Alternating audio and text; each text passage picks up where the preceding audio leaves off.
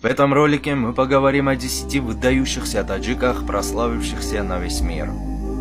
Абу Абдуллах Мухаммед ибн Муса аль-Хорезми, среднеазиатский ученый 9 века, математик, астроном, географ и историк. Благодаря ему в математике появились термины алгоритм и алгебра.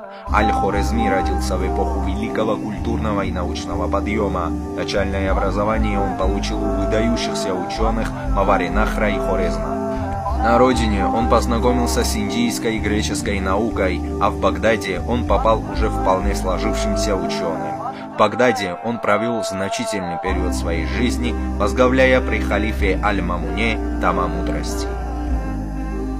Абу Али Хусейн ибн Абдуллах ибн Аль-Хасан ибн Али ибн Сина, известный на Западе как Ибн Сина или Авиценна, средневековый персидский и таджикский ученый, философ и врач, представитель восточного аристотелизма.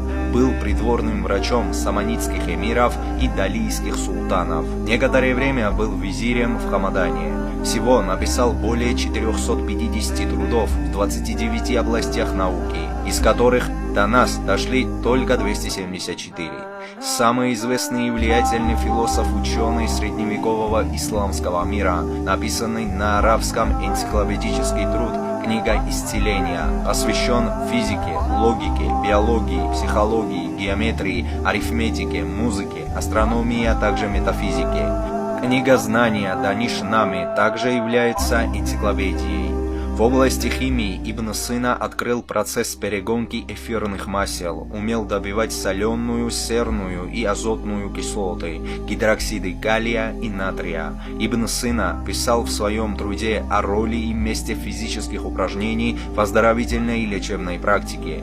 Дал определение физическим упражнениям произвольные движения, приводящие к непрерывному глубокому дыханию. В астрономии Ибн Сина критиковал представления самого Аристотеля. Гиасаддин Абуль-Фатх Амар ибн Ибрахим Хайям Нашапури, также известный во всем мире как Амар Хайям, персидский и таджикский философ, математик, астроном и поэт.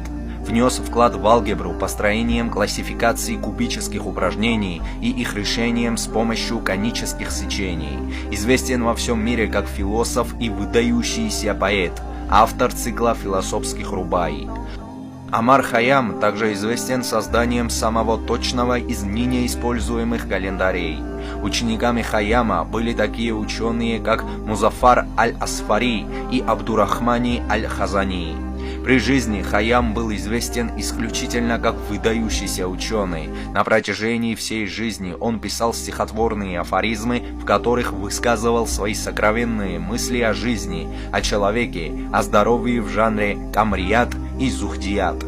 Долгое время Амар Хайям был забит. По счастливой случайности тетрадь с его стихами попала в викторианскую эпоху в руки английского поэта Эдварда Фицджеральда, который перевел многие рубаи сначала на латынь, а затем и на английский язык. В начале 20 века рубай в весьма вольном и оригинальном переложении Фицджеральда стали едва ли не самым популярным произведением викторианской поэзии. Всемирная известность Амара Хайяма как глашатая гедонизма, отрицающего посмертное воздаяние, пробудило интерес и к его научным достижениям, которые были открыты заново и переосознаны. Всем спасибо за просмотр, подписывайтесь на канал, чтобы не пропустить новые видео.